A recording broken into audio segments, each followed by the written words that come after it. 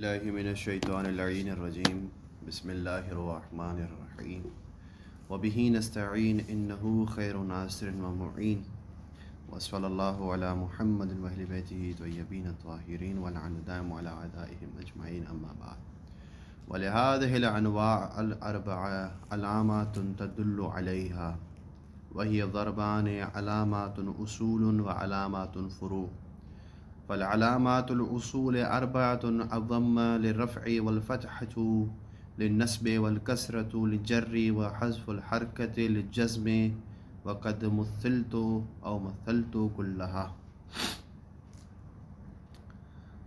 سابقہ مباحثے میں ہم نے ذکر کیا کہ علامات کی 4 اقسام ہیں اور ان 4 اقسام کو ہم نے 3 نوعوں میں 3 فصلوں میں پیش کیا کہ ایک فصل وہ ہے اعراب کی کہ جس میں اسم اور فعل دونوں مشترک ہیں، وہ رفع اور نصب، کہ رفع اسم پر بھی آتا ہے، رفع اسم پر بھی آتی ہے اور فعل پر بھی، اور اسی طرح نصب بھی اسم پر اور فعل دونوں پر آتی ہے. اور دوسری فصل یہ تھی کہ وہ اعراب جو فقط اور فقط صرف اسم کے ساتھ خاص ہے، جیسے جر، وہ فعل پر داخل نہیں ہو سکتی. اور تیسری فصل ہم نے بنائی کہ وہ اعراب کی قسم جو فقط و فقط کس کے ساتھ خاص ہے، فعل کے ساتھ خاص ہے، وہ اسم پر داخل نہیں ہو سکتی، وہ ہے جزم. اچھا، آج مصنف ان 4 علاماتوں کی اقسام کو 2 اور ضربوں میں پیش کر رہے ہیں کہ ان میں سے کچھ علامات ایسی ہیں جن کو علامات اصولی کہتے ہیں اور کچھ علامات ایسی ہیں جن کو علامات فروعی کہتے ہیں. اصولی اور فروعی کا معنی کیا ہے؟ اصولی سے مراد یہاں اصول یعنی قوانین نہیں ہے. اصول سے مراد یہاں پر یہ یعنی اصلی، حقیقی، یہ معنی نہیں ہے. یہاں پر اصول سے مراد یہ ہے کہ اعراب کی کچھ انواع ایسی ہیں جن کا استعمال اکثر ہوتا ہے، ٹھیک ہے، غالباً وہ استعمال ہوتی ہیں، اکثر وہ عبارتوں میں وہ علاماتیں پائی جاتی ہیں، ٹھیک ہے. لیکن کچھ علامات ایسی ہیں جو ان علامات کی نائب ہوتی ہیں، نہ کہ وہ اصلی علامات ہوتی ہیں اور وہ اغلب پائی جاتی ہیں، وہ ان کی نائبی علامات ہوتی ہیں. تو ابھی اصولی علامات جو ہیں وہ کتنی ہیں؟ کہتے ہیں اصولی علامات جو ہیں ہم نے پہلے پیش کی وہ 4 ہیں: ضمہ، فتحہ، کسرہ اور حذف حرکت. ٹھیک، یعنی یہ اصولی علامات، یعنی رفع کے مقام پر ضمہ، نصب کے لیے فتح، جر کے لیے کسرہ اور جزم کے لیے حذف حرکت. حذف حرکت یا حذف حرف دونوں یہ اصلی ہیں، ٹھیک ہے. لیکن جہاں تک بات ہے ان علامات کی جو علامات فرعیہ ہیں، علامات فرعیہ ہیں یعنی وہ ان علامات کے لیے نائب بن کے آتی ہیں، وہ کم از کم 10 ہیں، جن کو مصنف نے 6 ابواب میں ذکر کیا ہے. ٹھیک ہے، وہ 10 کون سی ہیں؟ 10 میں سے 3 علامات ایسی ہیں جو نائب بنتی ہیں ضمہ کی. یہ آپ نے سمدیہ میں پڑھا ہوگا، علامات رفع، علامات نصب، علامات جر، علامات جزم، سمدیہ میں پڑھا ہے نا. وہ ٹوٹل کتنی ہیں؟ وہ 10 ہیں. 3 ضمہ کی نیابت کرتی ہیں، ٹھیک ہے، یعنی جہاں پر ضمہ آنا چاہیے رفعی حالت میں کیا کہتے ہیں اس کو؟ واو دیں گے. رفعی حالت میں اس کو کیا دیں گے؟ الف دیں گے. رفعی حالت میں اس کو کیا آئے گا؟ نون. واضح؟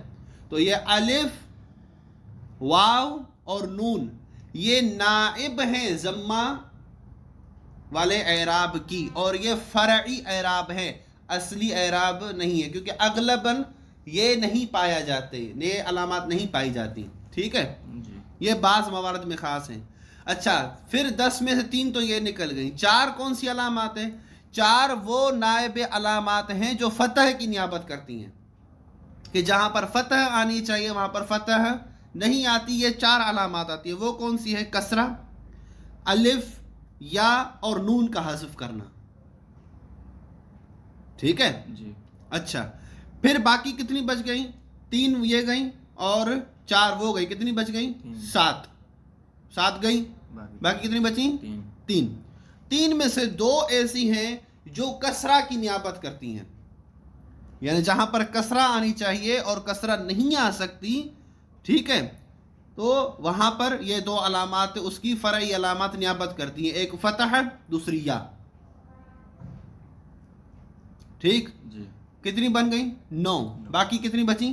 1. وہ کون سی ہے؟ وہ کون سی ہے؟ جزم کی نیابت میں. احسنتم. تو جزم کی نیابت میں ہے. وہ کون سی حرکت ہے جو اس کی نیابت بنتی ہے؟ حذف الحرکہ یا حذف نون. ٹھیک ہے، دونوں میں سے کوئی ایک. تو یہ بات واضح ہو گئی کہ علامات کی کتنی اقسام بنائی انہوں نے؟ 2. ایک اصولی علامات ہیں، ایک فروعی علامات ہیں. اصولی علامات یعنی جو غالباً عبارات میں پائی جاتی ہیں، جیسے رفعی حالت میں ضمہ، نصبی حالت میں فتح، جری حالت میں کسرہ اور جزمی حالت میں حذف الحرکہ. ٹھیک ہے. اور فرعی علامات کون سی ہیں؟ کہ جو اصلی علامات کی نائب بن کر آتی ہیں. کچھ ضمہ کی نائب ہوتی ہیں جو 3 تھیں، کچھ فتح کی نائب ہوتی ہیں جو 4 تھیں، کچھ کسرہ کی نائب ہوتی ہیں جو 2 تھیں، اور کچھ حذف جزم، جو جزم کی نائب ہوتی ہیں وہ کہتے ہیں حذف الحرکہ. اور مصنف نے اس کو کتنے ابواب میں ذکر کیا ہے؟ 6 ابواب میں. ٹھیک. اور یہ 6 ابواب آپ کہاں پڑھ چکے ہیں؟ پہلے ہدایہ میں پڑھ چکے ہیں. اعراب منصرف و غیر منصرف پڑھ چکے ہیں. جی. ٹھیک، وہاں پر آپ کو سب کچھ بتایا گیا ہے کہ تثنیہ کا اعراب کیا ہے، اسماء ستہ مکبرہ کا اعراب کیا ہے، جمع تکسیر کا اعراب کیا ہے، اور یہ ساری چیزیں آپ کو بتائیں. ٹھیک ہے.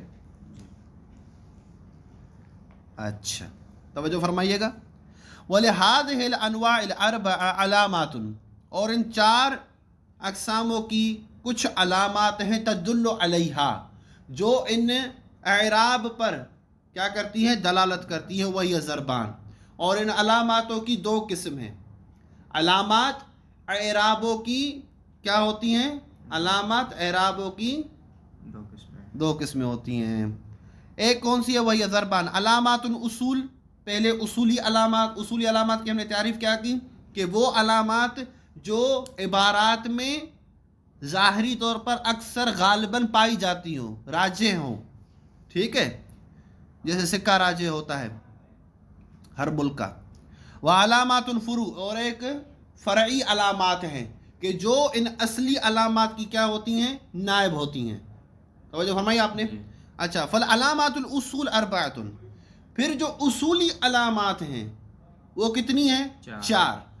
الضمہ للرفع، رفع کے لیے ضمہ علامت، والفتحۃ للنصب، اور نصب کے لیے فتحہ علامت، والکسرۃ للجر، اور جر کے لیے کسرہ علامت، وحذف الحرکت للجزم، اور جزم کے لیے حرکت کا حذف کرنا علامت ہوتی ہے جزم کے لیے. وقد مثلت کلہا، اور ہم نے اس کی ساری مثالیں پیچھے دے کر آئے ہیں. ولا تکرار نانا. ٹھیک ہے.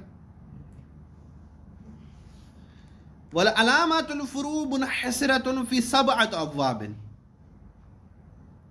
فروعی علامات جو ہیں وہ 7 ابواب میں منحصر ہیں. ٹوٹل وہ علامات کتنی ہم نے بتائی آپ کو؟ 10. لیکن مصنف نے یہاں پر 7 ابواب، میں نے معذرت سے اشتباہ کیا، 6 بتائے، 7 ابواب میں مصنف نے اس کو ذکر کیا ہے. ٹھیک ہے. 5 فی الاسماء و 2 فی الافعال. وہ 7 باب جو ہیں جو فرعی علامات کے لیے بنائے گئے ہیں، ان میں سے 5 ابواب فقط اور فقط خاص ہے. کس کے لیے؟ کہ وہ فرعی علامات فقط اور فقط اسماء میں پائی جاتی ہیں. ٹھیک ہے. جی وہ 5 ابواب ہیں، اور ان فرعی علامات سے 2 ابواب ہم نے خاص کیے ہیں فعل کے لیے، کہ یعنی فرعی علامات میں سے کچھ علامات ایسی ہیں جو فعل کے لیے آتی ہیں۔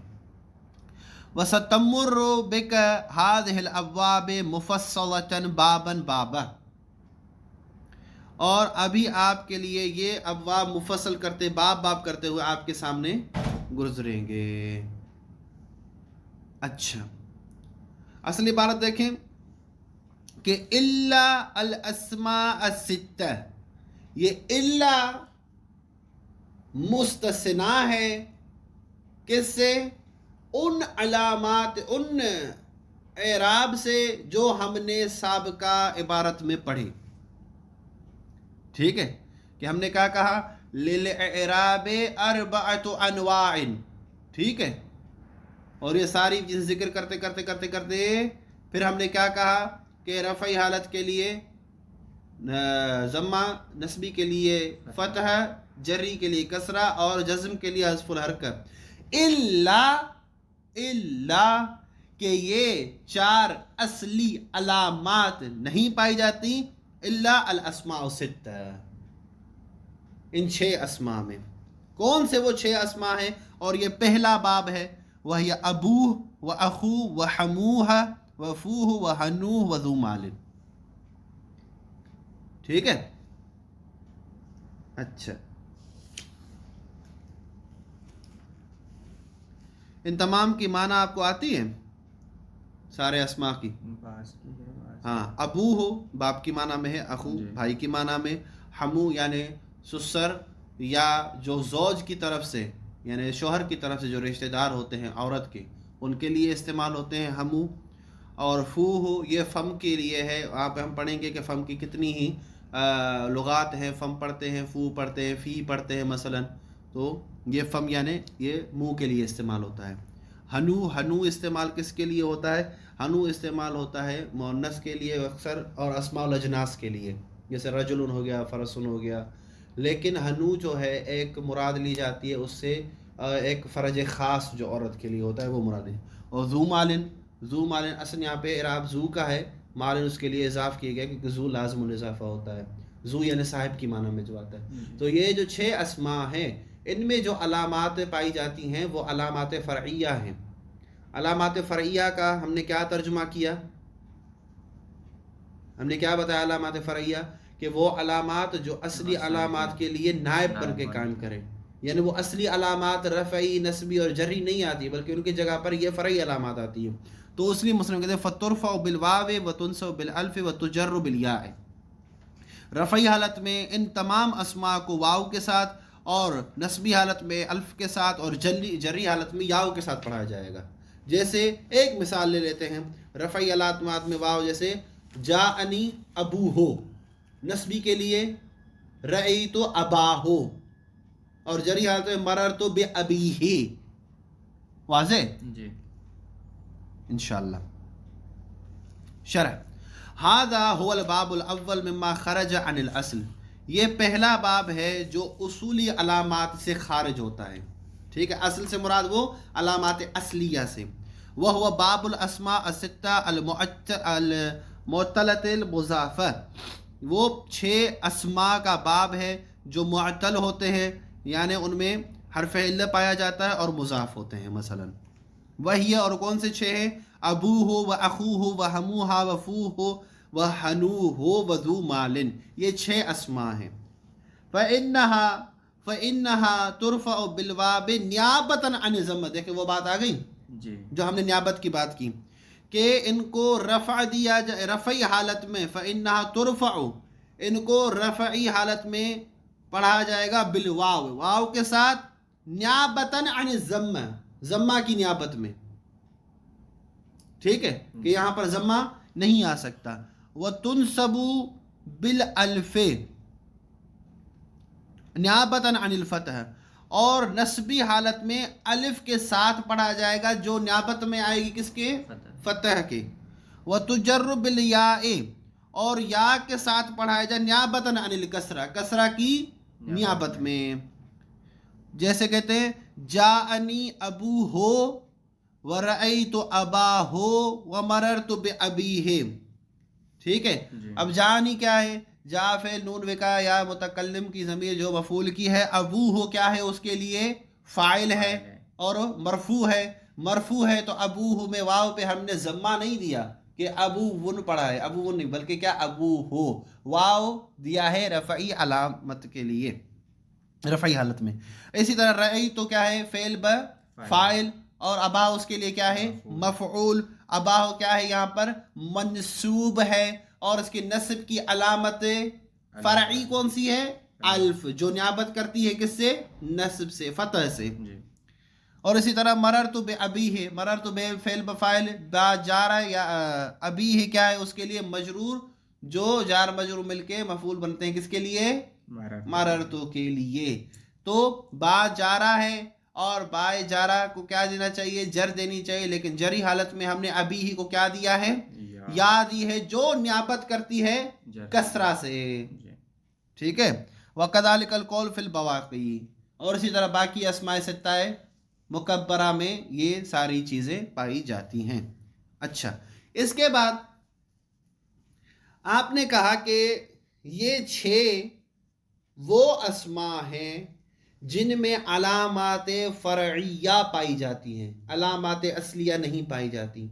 आया इनके एराब फ़रई, अलामात फ़रई के लिए कुछ शुरूत भी हैं? कहते हैं हाँ, इसके लिए कम अज़ कम कितने शुरूत हैं, 3 शुरूत हैं। पहला शर्त ये है कि ये मुफरद होने चाहिए। ठीक है, अबू हो में अब क्या होने चाहिए, मुफरद होना चाहिए, अख मुफरद होना चाहिए, हम मुफरद होना चाहिए, हन मुफरद होना चाहिए, जू मुफरद होना चाहिए, फम मुफरद होना चाहिए। ठीक है, अगर ये मुफरद नहीं होते तो इनको एराब तस्निया वाला दिया जाएगा। अगर आप इनको तस्निया बनाएंगे और जमा वाला एराब दिया जाएगा। फिर जमा की 2 अलामत करें कि जमा अगर जमा तकसीर है तो उसकी अलामत दी जाएगी, अगर जमा सही है सालिम है तो उसकी अलामत इसको दी जाएगी। फिर इनकी ये एराब ये अलामतें नहीं आएंगी। ठीक है, कौन सी अलामत नहीं आएंगे, रफ़ी हालत में वाव, नस्बी हालत में अलिफ और जरी हालत में याव नहीं आएंगे अगर आप इनको मुफरद नहीं बनाते, मुफरद नहीं रखते। पहली शर्त यह है कि रफ़ी हालत में वाव, नस्बी हालत में अलिफ और जरी हालत में या तब आएंगे इनके ऊपर जब ये मुफरद हो।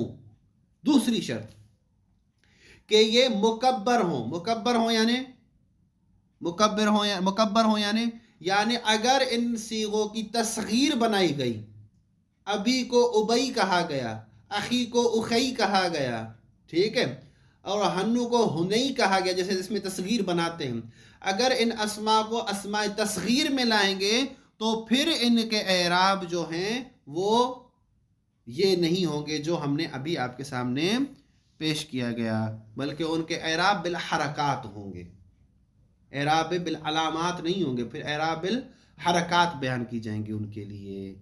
ठीक है, तीसरी शर्त क्या है कि ये मुजाफ होने चाहिए। क्या होने चाहिए, मुजाफ होने चाहिए।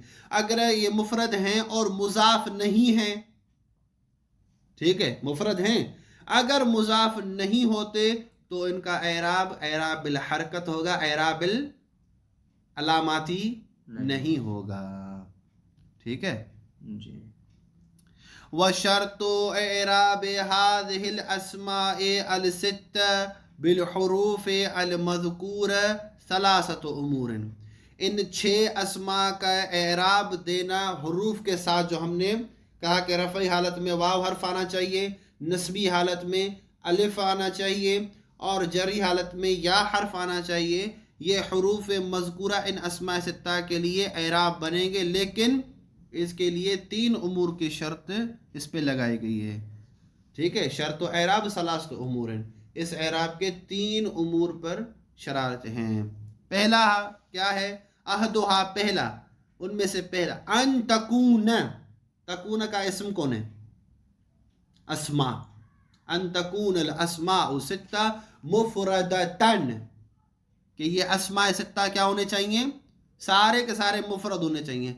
फलौ कान तो मुसन्नातुन तन, اُعربت بالالف رفعا والبالیاء جرا ونصبا، اگر ان کو تثنیہ بنایا گیا تو ان کا اعراب کیا ہوگا؟ رفعی حالت میں الف، جبکہ مفرد میں کیا تھا؟ رفعی حالت میں واو. جی یہاں پر کیا بن جائے گا؟ رفعی حالت میں الف.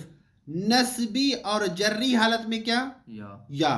جبکہ وہاں پر صرف جری حالت میں یا تھا، نصبی حالت میں کیا تھا؟ الف. ٹھیک ہے. کما تو اعرب کل تثنیت، جیسے تثنیہ، ہر تثنیہ کا اعراب یہی ہوتا ہے کہ رفعی حالت میں کیا ہوتا ہے؟ وہ اس میں الف آتا ہے، نصبی اور جری حالت میں اس پر یا آتی ہے. یہ کیا کہیں گے؟ جاءنی ابوانے، جاءنی ابوانے. جاء فعل، جاء فعل، نون وکا یا متکلم مفعول کی ضمیر، اور ابوان کیا ہے اس کے لیے؟ فاعل ہے. فاعل ہے یعنی مرفوع ہوگا. جب مرفوع ہوگا تو یہاں پر یہ تثنیہ ہے، واحد نہیں ہے. جب تثنیہ ہے تو اس کا اعراب رفعی حالت میں کیا ہوگا؟ الف. وَرَأَيْتُ أَبَوَيْنِ، وہی ترکیب لیکن صرف نصبی حالت میں یا. وَمَرَرْتُ بِأَبَوَيْنِ، وہی ترکیب جو مررت بِأَبِيهِ کی تھی، لیکن یہاں پر صرف یا کیا ہے؟ جری حالت میں اس کی علامت ہے. وَإِنْ كَانَتْ مَجْمُوعَةً جَمْعَ تَكْسِيرٍ، لیکن اگر آپ ان کو تثنیہ بھی نہیں لاتے، مفرد بھی نہیں لاتے، بلکہ جمع لاتے ہیں، اور جمع بھی کون سا؟ جمع تکسیر، تو ان کو اعربت بالحرکات علی الاصل، تو اصلی بنیاد، اصل کے قانون کے مطابق ان کو حرکات کا اعراب دیا جائے گا. جیسے جاءنی آباؤک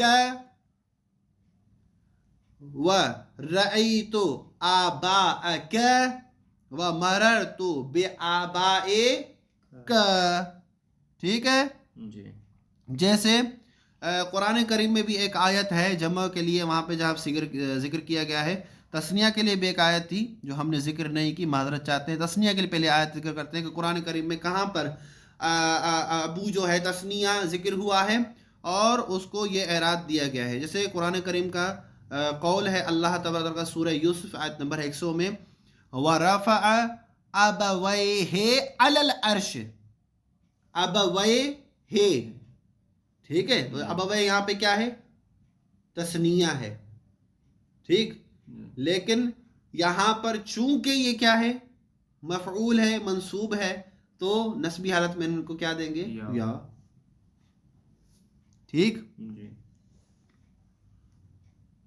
یا سورہ یوسف آیت نمبر 36 میں قرآن کریم کی ایک اور آیت ہے، کما اتمہا علی ابویک.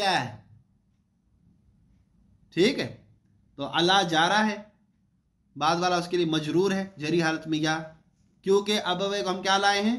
تثنیہ لائے ہیں. اسی طرح جمع کی ایک آیت ہو جائے کہ اللہ تبارک تعالیٰ کو سورہ نساء آیت نمبر 11 میں قول ہے، آباؤکم و ابناؤکم، آباؤکم و ابناؤکم. ٹھیک. اور یا دوسری آیت سورہ توبہ آیت نمبر 24 میں ہے کہ قل ان کان آباؤکم، ان کان آباؤکم، رفعی حالت میں دیکھیں یہاں پر حرکت اصلی آئی ہے. توجہ فرما لیا آپ نے؟ اچھا. وَإِنْ كَانَتْ مَجْمُوعَةً جَمْعَ تَصْحِيحٍ، لیکن اگر آپ ان کو جمع کا صیغہ بنا کر لے آتے ہیں، لیکن جمع کون سا؟ جمع صحیح و سالم، تو ان کو اعراب کون سی دی جائے گی؟ اُعربت بالواو رفعا وبالیاء جرا ونصبا. ٹھیک ہے.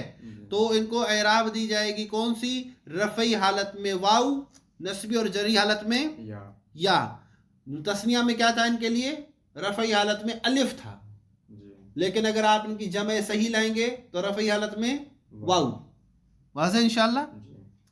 جیسے مثالیں دیتے ہیں، تقول جاءنی ابونا، جاءنی ابونا ورأیت ابینا ومررت بابینا. کیوں؟ اس لیے کیونکہ آپ نے اب کو تکسیر نہیں دی، تصحیح لائے ہیں اس کی. ولم یجمع منها هذا الجمع الا الاب والاخ والحم. ہاں یہاں پر پتے کی بات کر رہے ہیں مصنف. وہ کہتے ہیں کہ یہ جو جمع آپ لا رہے ہیں نا اسماء ستہ میں، یہ صرف 3 میں صلاحیت ہے کہ آپ اس کو جمع لا سکتے ہیں. ایک اب میں، دوسرا اخ، تیسرا ہم. ان تینوں اسماء کو آپ جمع لا سکتے ہیں. باقی جو 3 اسماء بنتے ہیں ان کو آپ جمع نہیں لا سکتے. واضح؟ وصلی اللہ علی محمد طیبین الطاہرین. وقت عام ہو گئے اس لیے